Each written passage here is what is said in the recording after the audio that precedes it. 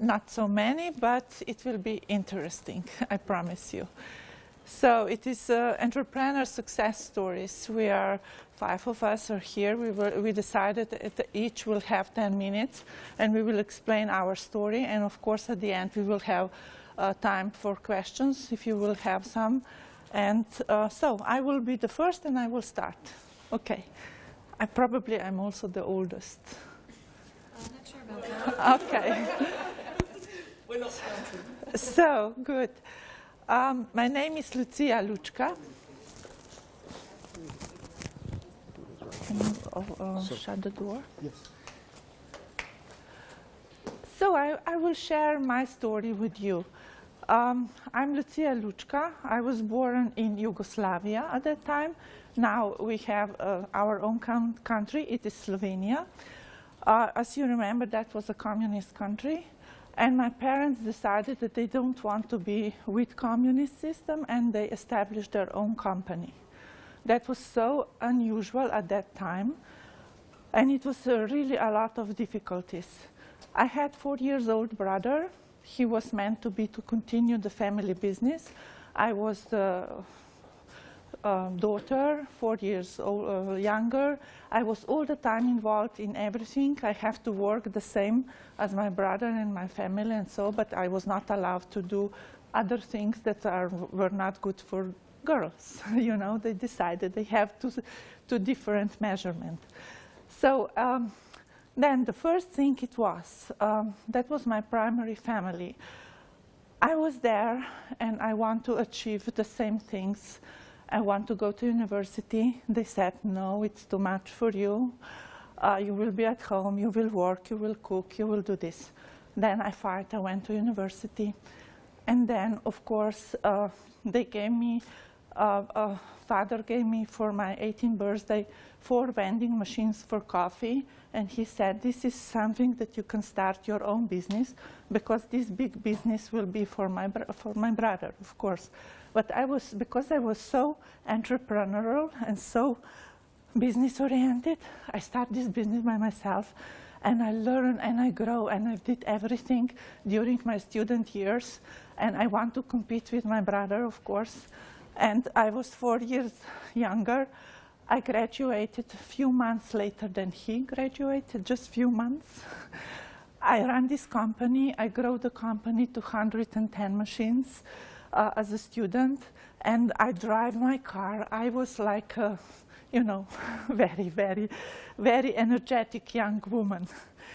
And then, of course, I found my future husband, and that was, I married because I want to escape from my family. And then of course, I divorced in 1 year. I had a son from this marriage, and so. And then I was running my company. I was renovating my home. I built a house and all these things. And so that was my first experience with my primary family, my father, my brother, and first husband. So, and then I decided I have to go to school. I must make a master degree. I have to run a bigger company.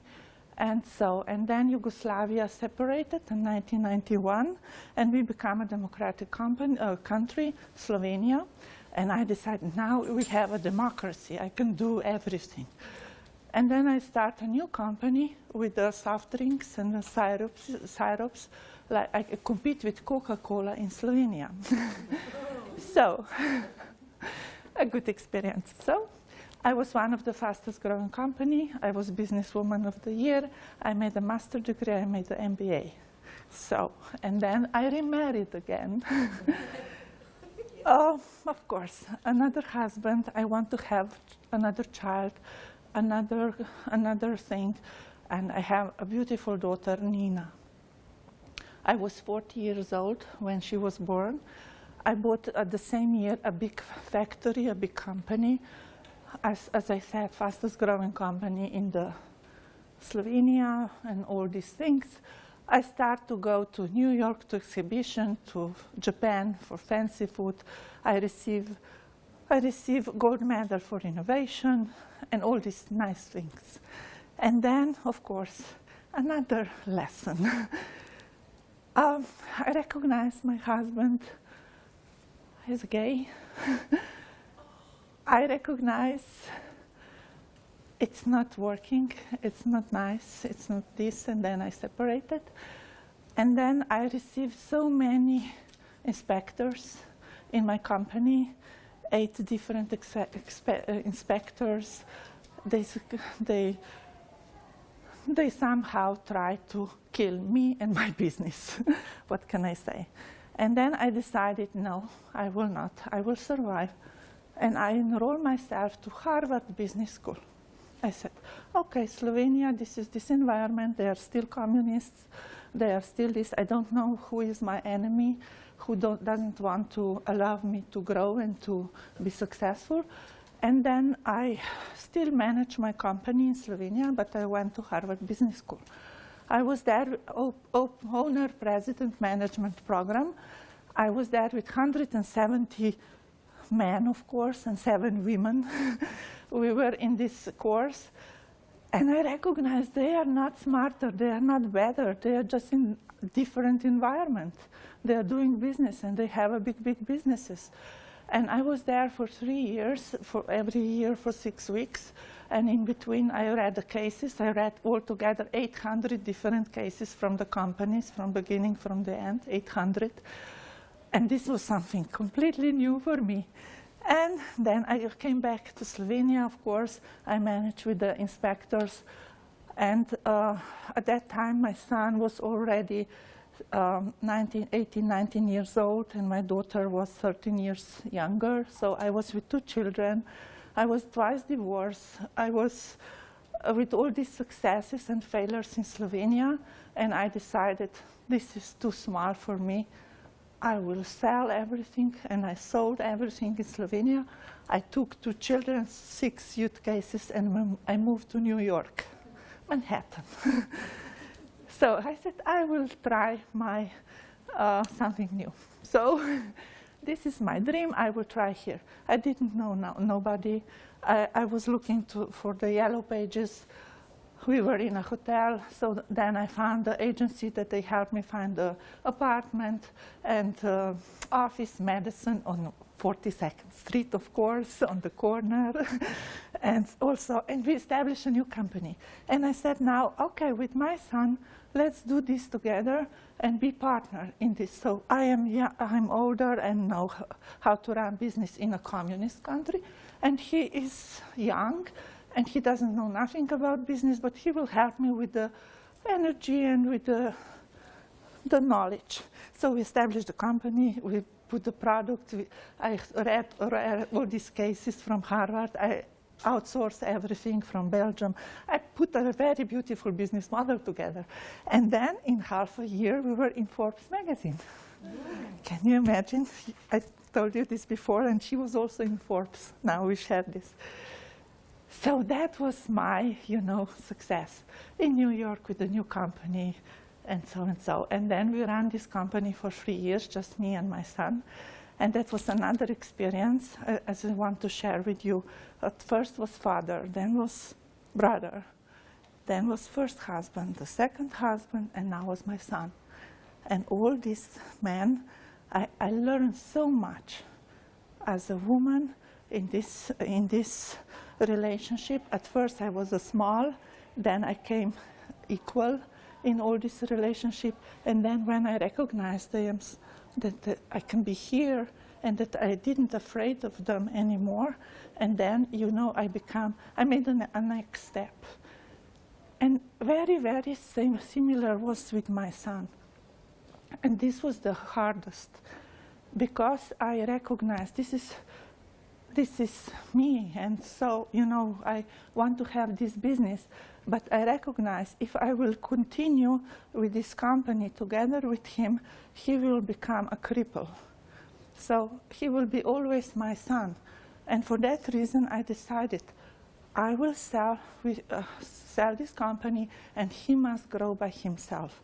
And we separated, and it was difficult for me because I really want to have a really big, successful company, family business, all these old patterns and so on, and that was the hardest period in my life.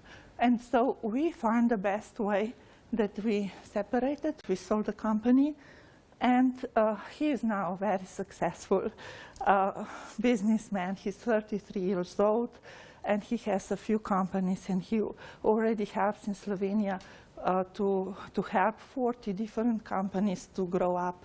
And so I'm really proud and very happy mother. And my daughter now, she is also, at that point, I decided it's enough business, it's enough success stories, it's enough young energy to fight with them. Now it is time for feminine energy. And God blessed me with my daughter. She's now 20 years old, and she's bringing now all the lessons for me, how to be more soft, how to be feminine, how are other things in the world.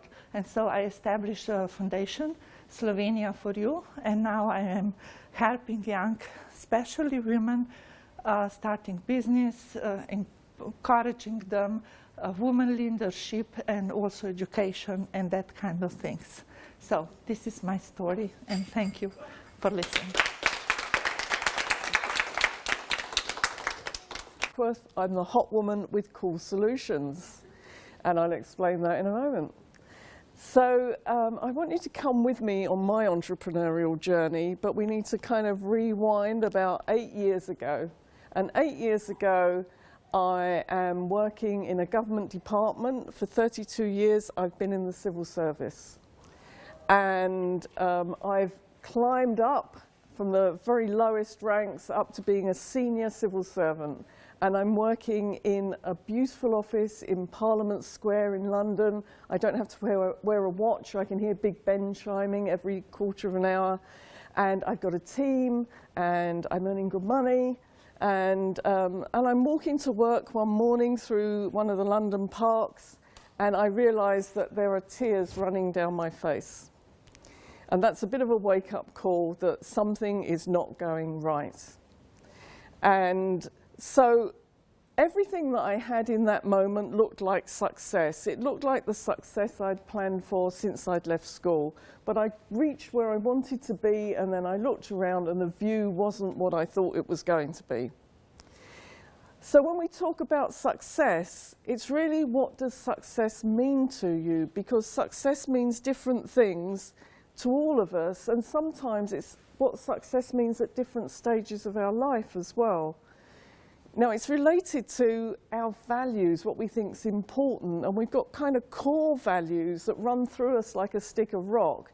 And when we don't satisfy those, we get unhappy, even if materially and what everybody else thinks looks like success. If you're not getting satisfied at some level, it doesn't feel like success for you. And certainly since I was very young, some of my core values are, I love learning. I just love learning stuff, but if I learn it, I can't keep it to myself. If you teach me something, I'm going to go and tell 10 other people because I just want to share it. There's certainly something there around helping other people. I've always, since I was a little girl, wanted to help other people. At one stage, I thought I was going to be a nurse. And then at 16, I spent some time in hospital, and I thought, I am never going to be a nurse, okay? I don't like all of this stuff, so I'm not going to do that. But there was something around helping people. There was this learning, development, sharing. And of course, at a younger age, having enough money and developing myself and my family was really important. But they weren't my core values. Those ones I've just talked about were really at my core. So if we wind back again to 8 years ago, I realized I had to do something. I could not carry on doing what I was doing until retirement age, because in the UK, retirement age has disappeared off into the distance. At this stage, I was 54 years old, and I'm probably looking at another 10, 15 years, and I certainly didn't want to spend those doing what I was doing and really not being respected in my job. So I went off, I took action. I enrolled to do a course in neuro-linguistic programming. Does everybody know NLP? Yeah, quite a few people do, yeah. So I thought, right, I've always had an interest in this. I'm going to go and find out a bit more about it. The universe rewarded me. It said, okay, if you're going to take some action, then here comes something for you. And immediately at work, an early retirement scheme came up, which meant that I could leave, I could take my pension with me, and I could go and do something new, which was fantastic news. So I went home to my husband and said, hey, guess what, I'm going to retire, which didn't come as good news to him because he'd never really liked work anyway. So I retrained and I became a cognitive hypnotherapist. This was in July 2010. And so as soon as I was qualified, I started seeing clients one-to-one and doing teaching and all of the things that I've just said really satisfy my values. And the next thing after that, I thought, well, what I really know about is women at midlife. You know, because I am a woman at midlife and I'm sort of understanding how this feels now. So I want to help other women at midlife. And that's when I wrote my first book, which is called Hot Women Cool Solutions. Because women don't like saying the menopause word. It's not a very nice one. But they don't mind being a hot woman. And I certainly don't mind being a hot woman. So that was my first book, and it gave women a lot of clues about things that they could do to help them through menopause. I went on to write 2 more books around the same subject, and then in 2015, in November, I was invited to go and speak at the WEF event in Delhi. And that appealed to me straight away. I thought this will be good. And then they offered that you could have a week in the Himalayas before or afterwards. And that was the sealer. I thought, right, that's it. That's where I'm going. And as soon as I said I would go, I thought, well, I'd really like to talk about becoming a midlife entrepreneur and how to do it in a way that's congruent with who you are.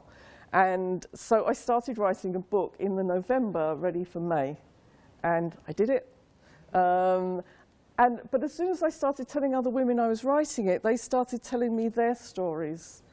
Oh yeah, I reached this point where I didn't like what I was doing, or oh yeah, I had this financial problem and I knew I couldn't keep on in this job, or oh, well, you know, my relationship had broken up, or, you know, the family had grown up and I wanted to do something new. And so I wanted to put their stories in the book too. Because I think, you know, for some women, they're waiting for an inspiration. They see one person do it and they think, well, that's okay for them, but I couldn't do that. Oh, it's all right in that case. So I wanted to say, do you know, there's loads of different reasons why women become entrepreneurs, and it doesn't matter how old you are. If you're willing to put in the effort, then you can do it. And so I wrote Hot Women Rock, which is really just to really sum up all of this. And there are 21 women's stories in it, including one by the lovely Jill McCulloch, who is here with us today. So it's really lovely that she's here. And it was to get that message out that, you know, women come to this stage in their lives where they want a different type of success and that they can go on to become entrepreneurs. And so I launched that book in Delhi last year, and then in October I published it on Amazon, and it became a #1 international bestseller. So that was really exciting because, again, it was proof that if you do this, you know, I'm only 7 years into my entrepreneurial journey.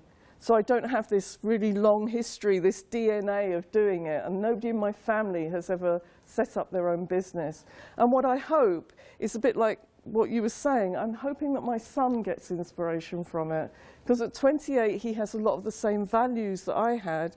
You know, he wants to help people. In fact, he's a nurse. He did the thing that I was too scared to do. He became a nurse. But I want to show him that there are other ways of using your talents, and if he gets to a stage where he wants to do something different, that's open to him too. So my message to all the women in this room, whether you're entrepreneurs or not, is I don't know how old you are, but I think I'm probably quite close to you. It's never too late. You can always learn new skills. Don't be frightened by technology, and if you want to do it, you can do it. And if any of you have one of these with a little smiley face in the corner, find that one and see me afterwards, and you can have a free copy of the audio book. So thank you all for being here, and I wish you all success. Tune into your values and find out what really motivates you. Thank you. Turning points. Things that come up against us and we have to make a decision. Do we go left? Do we go right? Do we go straight? Turning points, whether they're personal or business. Whether Your father dies when you're 10 years old. Whether you're asked at 24 to go overseas to open a sales office for your organization. Whether you find out when you're 45 and you have 2 children and a husband that you are gay. These are all turning points. I'm Barbara Rogoski. I'm American, living in Holland for 25 years, and I'm a professional executive speaker coach. And when I was preparing for this today, I was trying to think what would be interesting for you to hear about me, not too long, but some tips, some things that you could benefit from my story. And we all have turning points that we faced. I've heard already some turning points that you've overcome. So when we talk about turning points, I'd like to just share a few that I faced. 10 years old, happy little girl, everything fine. Father dies at 10, whole world shaken upside down. Changes the course of who I became. But that's okay. Life gives you lemons and you make lemonade. Went through high school, everything was fine. 24 years old, I'm working in Washington, doing a really good job, and our company has this product that's like so exciting and everybody wants it worldwide that they say, Barbara, go over to Europe for us and open a sales office. You can pick your city. We'll cover everything. And I said, when do I leave? 24-year-old single, ambitious American, want to go? So I did. I jumped on that plane. Turning point. I went that way. Traveled around Europe, had a great time, rose in the organization, corporate sales, you know, many women who are here today probably went the corporate sales route and at a certain moment said, nah, this is not for me anymore. So I rose in the ranks to an elite sales team, corporate global account manager, $1 million accounts, a lot of pressure. But I liked it, made great money, just as we were talking about. Made great money. But at a certain moment, my company decided to move me to the UK division. So I was this really ambitious American, doing great, but I was transferred to the UK division. Older, expensive, different culture, little bit sassy now and then, because I was successful. And they didn't like that. So they did everything they could to get me out. And at a certain moment, I could not please them anymore. They blocked every opportunity for success. Some of you may know this. Sabotage in the workplace. I went down. I had a massive burnout. Massive burnout. Not just a little burnout. I had such a difficult time. My brain kind of scrambled like throwing a radio into a bathtub. That's what happened to my mind, my brain, my thinking. Standing in the grocery store, I couldn't figure out which money to pay. It's $57.35. Oh, do I give them 20s or 10s or 2 50s and a 5? Oh. This was after I was a corporate sales director dealing with $1 million accounts, and I couldn't figure out how much money to give out at the grocery store. So you can imagine I went way to the bottom. 2 children at home. I had a nanny, luckily, so they didn't suffer too much, although my daughter was going through a bullying phase, being bullied, and I missed it, which had a negative effect on her. But what can you do? So I recovered, went in the direction of healing. I became a Reiki master, global account manager to Reiki master, huge turning point, different direction to see if that was for me. And while I loved it, and I helped a few ladies get pregnant who were having trouble and did some other things with people, there was no money in it. I missed the money. So I enjoyed the healing, but that wasn't for me either. Another turning point, different direction, start your own business. So I started my own business in 2011 and said, what am I good at? And I'm really good at noticing speakers, how they present. Do they present well? The body language, the voice, the words they use. I really have a talent for bringing out the best in a speaker. I can see it. I can see how to make that speaker better. And over the years of my corporate sales career, some of you may have been to so many of these terrible, boring sales trainings. Boring. You're just so boring you want to scream. I had that. I wanted to run out of the room many times because it was so boring. And in fact, the reason that I had such trouble that I wanted to scream is because I have ADHD. I was diagnosed a year ago, and I'm over 50. So a year ago, I was diagnosed with ADHD. That's why I couldn't sit still in those presentations. That's why I'm a really good coach. I'm a really good speaker coach because you have to interest me. You have to keep my attention the whole time, or I lose interest. So that's why I'm good at what I do, but I only realized that later. So now I'm in this corporate, I started this new business. Okay, I don't have any clients. What do I do? Another turning point, huge turning point. I met a guy named Jim. And Jim Stolze is the founder of TEDx in the Netherlands. He brought the whole TEDx concept. Most of you know TEDx, right? The films about visionary people and ideas that change the world. Jim Stolze brought it all to the Netherlands, and now it's huge. There's probably more than 50 events in the Netherlands every year. And I didn't know who Jim was at the time, but I met this young, handsome guy with a sparkle in his eye in the early days. This was 4 years ago. And I said, what do you need? He goes, I have to host an event for 9 hours. Can you help me figure out how to be perky and crisp and sharp for 9 hours? I said, yeah. What are you doing? He goes, oh, well, I'm doing TED. I'm like, what's TED? So I had an educational moment there about Jim. And he said, well, you're really good. Why don't you come over and come coach at TEDx Amsterdam? I said, okay. Going that way, see? Life moments. He got me into TEDx Amsterdam, and I coached these amazing people. And then he got me into TEDx Amsterdam Women. And then TEDx Binnenhof here in the Netherlands. TEDx Delft, TEDx Defensie, TEDx The Hague. And one of my speakers is here. So this just steamrolled. Life event, turning a different direction. And so my business grew, and as a result of these presentations and this coaching, I got Deloitte, I got Microsoft, I got Accenture, because they were all sponsors. They were sponsors of TEDx. And though TEDx was free, I didn't get paid in the early days for the TEDx coaching. Most coaches don't get paid, by the way, just so you know. Although it's changing now because Jim realizes the value of the coaches, and so we get something now. But in the early days, not. But a lot of business came from it. So that's how my business grew and grew and grew and grew. And at a certain moment, I was called on to be the only coach, the exclusive coach for TEDx Binnenhof here. TEDx Binnenhof has an event for innovators, and they have young entrepreneurs who are having these great ideas, and they have funders in the audience and all the ministries there in the Ridderzaal. Some of you who are Dutch know the Ridderzaal is this middle-age room where a lot of famous things have happened over the centuries here in the Netherlands. So we were in there, and in fact, I gained so much information and so much knowledge from that, I felt brave enough to write my first book. And it's called Boring to Brilliant. A Speaker's Guide, 100 Tips about how to be a great speaker. And one tip that I want to give you, if you're interested to start your own business or you have your own business, write a book. Write a book if you haven't yet, because it immediately gives you credibility higher than just saying that you're an expert.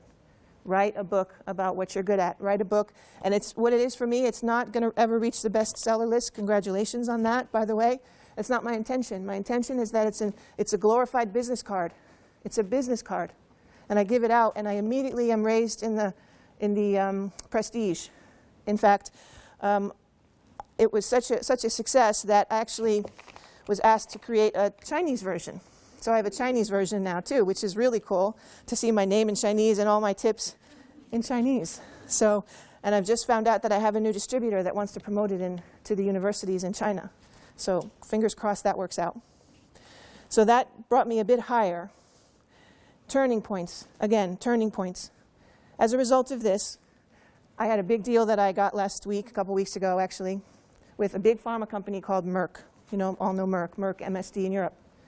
They hired me to coach all of the speakers at their summit, 36 speakers, all of the speakers, and they bought 800 books. So that's big. That's big. And so my journey has been one of falling down and getting up, having bad days and getting up, never giving up, carrying on all the time, going forward, turning left, turning right, and sometimes you turn the wrong way. And it's okay if you turn the wrong way, because there are no failures. Like Oprah said, there are no failures. It's just the universe bumping into you saying, not that way, try a different way. So there are no failures in life. So I don't want to take up too much time, but I just want to say, don't give up. On the bad days that you want to stay in bed a little longer, because the next day you get up again with more enthusiasm. I have days where I just want to stay in bed the whole day. I do. And sometimes I do stay in bed. It's really hard to be an entrepreneur. For those of you that have your own business, it's hard to motivate yourself. It's hard to keep yourself going sometimes, right, Pat? She's nodding. It's really difficult, so don't be hard on yourself. Allow the bad days to come and do what you can. Do what you can. If you can only work 1 or 2 or 3 hours in that day, it's okay, because you can step up again and rise up again and go left or go right or go straight, but don't stay still. Don't stand where you are, move forward. Thank you.